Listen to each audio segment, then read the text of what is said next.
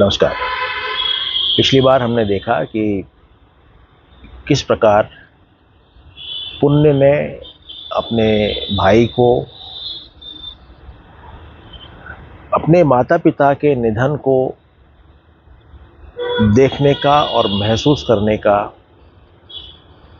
और उन सिचुएशन से गुजरने का तरीका बताया। और इसके अंदर उन्होंने ये बताया कि हम सब शरीरों द्वारा जाने जरूर जाते हैं, बट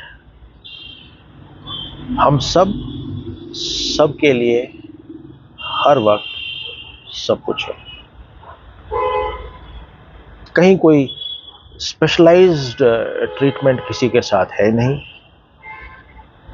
मगर इस चीज को हम व्यक्तियों के अलावा और भी वस्तुओं पे, स्थानों पे, सिचुएशंस पे और तमाम ऐसे व्यक्त, अव्यक्त और कंसीवेबल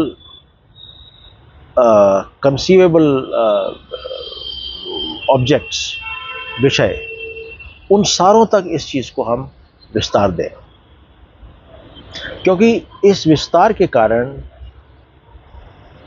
हम ये महसूस कर पाएंगे कि हमारा उन सब चीज़ों को देखने का, महसूस करने का नज़रिया क्या है, और वो नज़रिया इस बात पे निर्भर करता है कि हमारा हमारे अपने प्रति नज़रिया क्या है, यानी कि सेल्फ के प्रति हमारा क्या नज़रिया है। अब हम आगे देखते हैं। आगे बढ़ें उससे पहले एक कहानी सुनते हैं। कहानी इस किताब से है, स्पिरिचुअल स्टोरीज। इसके अंदर हुआ ये कि रमना महर्षि का एक बार कई सारे उनके शिष्य बैठे थे और एक कोई फोटोग्राफ वो सर्कुलेट हो रही थी, और एक समय आया कि होते होते वो सर्कुलेट होना बंद हो गई। साइड में एक कोई और भक्त बैठी थी। उन्होंने रमना महर्षि को देखा, इनमें तो कोई किसी प्रकार का कोई परिवर्तन, विचलितता कुछ भी नहीं हुआ। तो उन्होंने उनसे पूछती हैं कि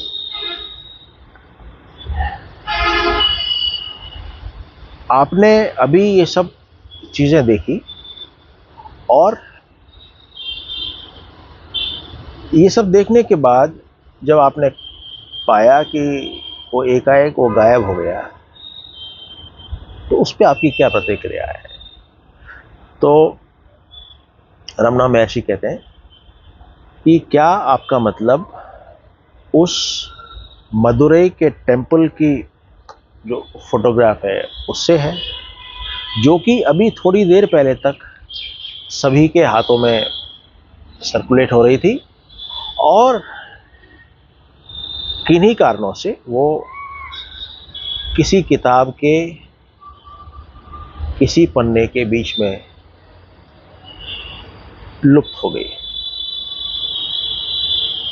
तो उसने कहा, जी हाँ, मैं इसी के बारे में बात कर रही हूँ और मैं देखना चाहती हूँ कि एक आत्मज्ञानी का और एक हमारे जैसे सामान्य व्यक्तियों का नज़रिया क्या होता है सिचुएशंस को, वस्तुओं को देखने का। तो उन्होंने बताया कि मान लो सपने में तुम मुझे अपने घर ले जा रही हो, पोलैंड। She was polish. तो पोलैंड ले जा रही हो और उस दौरान तुम एकाएक उठो और मेरे से पूछो कि मेरे को ऐसा ऐसा सपना आया था, क्या आपको भी वो सपना आया? और यदि आप ऐसा पूछती हैं तो उस सवाल की सिग्निफिकेंस क्या होगी, उसकी इम्पोर्टेंस क्या होगी।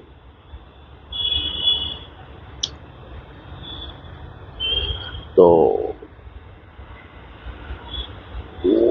उस लेडी ने कहा, मगर मैं तो आपसे, वो ये बताना चाह रहे थे कि एवरीथिंग इज अ ड्रीम, जैसे हमने कल बात की थी। तो और दूसरा वो बोल रहे थे कि भाई ये तो नज़रिए का फ़र्क है। पर इस लेडी ने उनसे फिर से पूछा कि मैं आपसे ये जानना चाहती हूँ कि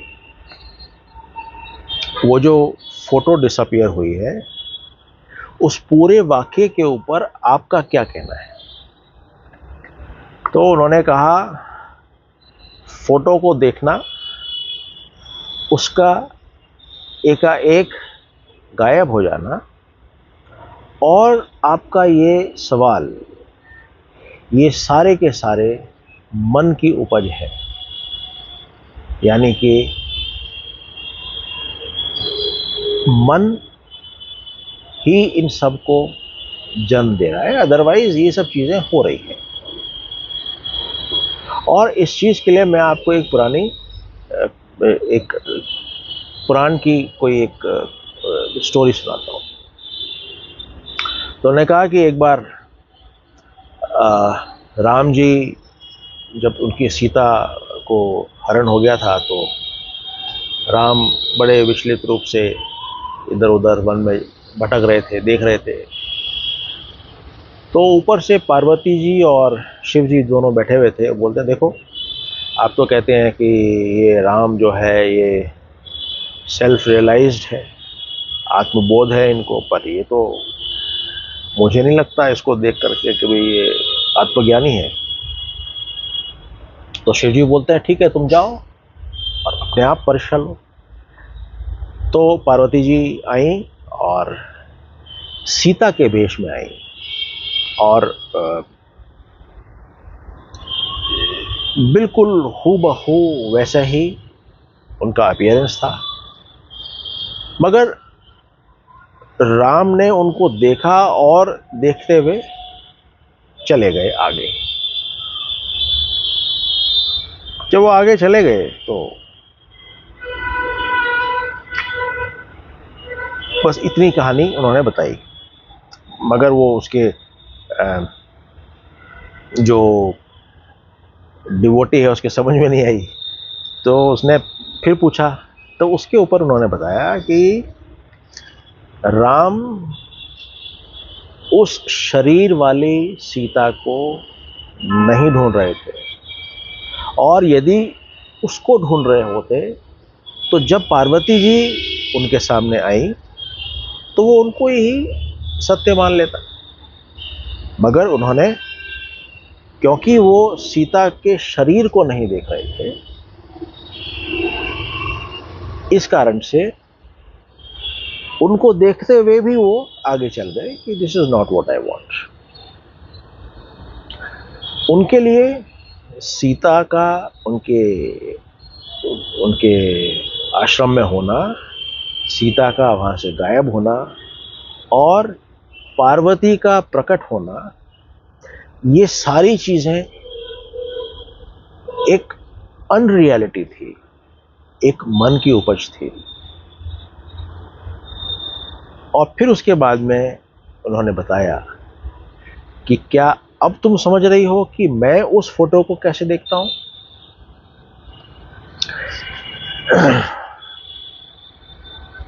इस सवाल के साथ अब हम जाते हैं योग वशिष्ठ पे। ये बहुत इंपॉर्टेंट सवाल है और मेरी गुजारिश है कि इसके ऊपर विचार किया जाए। तो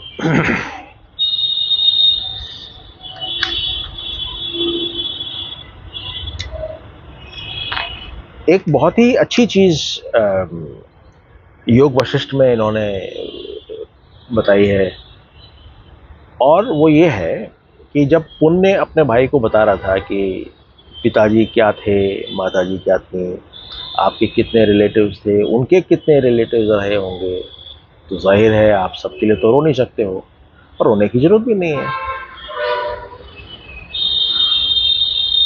उसके अंदर वो बताते हैं कि ये जो शरीर है, इस शरीर के अंदर मांस, मज्जा, हड्डियां, खून, ये सब चीजें हैं। मगर ये बताओ कि इसके अंदर मैं कहाँ है? Where is I? और जब मैं नहीं है तो पुण्य और पवन, ये दोनों ही एक मिथ्या है, सिर्फ एक विचार है। बहुत अच्छा सवाल है, विचार योग्य। इसके बाद में वो कहते हैं कि जो जो सेजेस होते हैं, जो संत महात्मा होते हैं, जिनको कि आत्मज्ञान है, वो हर विषय को एक विटनेस कॉन्शियसनेस की तरीके से देखते हैं, एक दृष्टा की तरह से देखते हैं। उनके और उस ऑब्जेक्ट के बीच में उनका माइंड नहीं आता है, और इसी कारण से वो दृष्टा बन सकते हैं, यानी कि उनके सामने सब कुछ हो रहा है। ठीक वैसे जैसे लैंप है, लैंप की रोशनी में सब कुछ हो रहा है, मगर उस कृत में लैंप कहीं से इन्वॉल्व नहीं है। वशिष्ठ ऋषि राम को बताते हैं कि ये सब कुछ जब समझाया, तब पवन को भी आत्मज्ञान प्राप्त हुआ, आत्मज्ञान को वो जी पाया, और कई साल तक वो लोग वहीं उसी वन में एज सेल्फ रियलाइज्ड, जीवन मुक्त बन के रहे, और समय आने पर अपने देह को त्याग दिया। ये स्थिति जो उन्होंने कंपेयर की, वो है लैंप बिना किसी तेल के, बिना किसी ज्वलनशील पदार्थ के। तो पहले था विटनेस, जिसमें कि लैंप है मगर लैंप इन्वॉल्व नहीं, और उसके बाद में जब देह त्याग दिया तो लैंप है, मगर उस लैंप में से प्राण नहीं है, या वो केरोसिन ऑयल नहीं है। फिर कहते हैं कि हर प्रकार के दुख का जो रूट कॉज है, वो है क्रेविंग्स, लालसा, इच्छा। सो इसी कारण से आप इच्छाएं छोड़ दो। इच्छाएं छोड़ना मतलब विचार छोड़ना। विचार छोड़ना यानी कि अविचार होना या अमन होना। और विचार छोड़ने का एक ये लालसा और इच्छा छोड़ने का एक बहुत बढ़िया तरीका जो है, वो हम उन दो सवालों के थ्रू मालूम कर सकते हैं। एक तो है कि ये जो वस्तुएं हैं जो मुझे सेंसेस के लेवल के ऊपर खुशी दे रही हैं, क्या ये वस्तुएं हमेशा मेरे साथ रहेंगी? और दूसरा सवाल कि इन वस्तुओं से जो खुशी मेरे को मिल रही है, क्या ये खुशी भी मेरे पास हमेशा रहेगी? किसी भी वस्तु से या किसी भी विषय से पलायन करना, उस या किसी प्रकार का सप्रेशन करना, दमन करना इस बात को इंश्योर नहीं करता कि हमारे अंदर उस विषय के बारे में किसी प्रकार की इच्छा जागृत नहीं होगी। ऐसा प्रतीत होगा कि इच्छा जाहिर नहीं हो रही, मगर कुछ समय बाद सही सिचुएशंस आते ही वो इच्छाएं प्रकट हो जाएंगी। पर यदि उन सब चीज़ों का, उन सब विषयों का हमको एक्सपीरियंस द्वारा भोगने के कारण से जो हमें ज्ञान प्राप्त होगा, उस ज्ञान से वैराग्य होगा। जब वैराग्य हो गया तो फिर मिट्टी और सोना सब बराबर। तो इस पे वो कहते हैं कि रिजॉर्ट टू नॉन थिंकिंग, यानी कि आप जो है नॉन थिंकिंग, अमन की स्थिति में आइए। कहते हैं कि जो माइंड है, जिसके अंदर की क्रेविंग्स नहीं है, जिसके अंदर लालसाएं और इच्छाएं नहीं है, ये माइंड हजारों सूरजों और चंद्रमाओं से ज़्यादा ब्राइट होता है और हजारों ओशंस से ज़्यादा भरा हुआ फुल होता है। यहाँ ये कहना चाह रहे हैं कि फुलनेस से इनका मतलब है कि डिज़ायर का होना मतलब किसी रिक्तता का महसूस होना। पर जब फुलनेस है, जब पहले ही संतुष्टि है, तो फिर वो रिक्तता नहीं है, और रिक्तता नहीं है तो वो शांत है। और दूसरा था ब्राइटर देन फुल मून, यानी कि वो कहना चाह रहे हैं कि ऐसा जो मन है वो प्योर है, और उस प्योरिटी के कारण उसकी जो नेचुरल प्राकृतिक प्रकाश है वो वैसा ही रहेगा। इच्छाएं उसके प्रकाश को या उसकी पूर्णता को अफेक्ट नहीं कर रही। फिर बोलते हैं कि इच्छाएं ना होना मतलब फियरलेस माइंड, यानी कि मन किसी प्रकार का डर महसूस ना करे। और जब डर नहीं होगा तो थॉटलेस होगा, विचारहीन होगा, और विचारहीन मतलब नो माइंड। और दुनिया नो माइंड के पीछे भाग रही है, और नो माइंड इतना आसान है।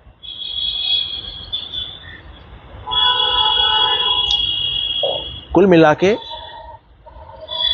जब एग्रवेटिंग कॉज, जब कारण को हटा दिया जाएगा तो उसके जो इफेक्ट्स हैं वो भी चले जाएंगे।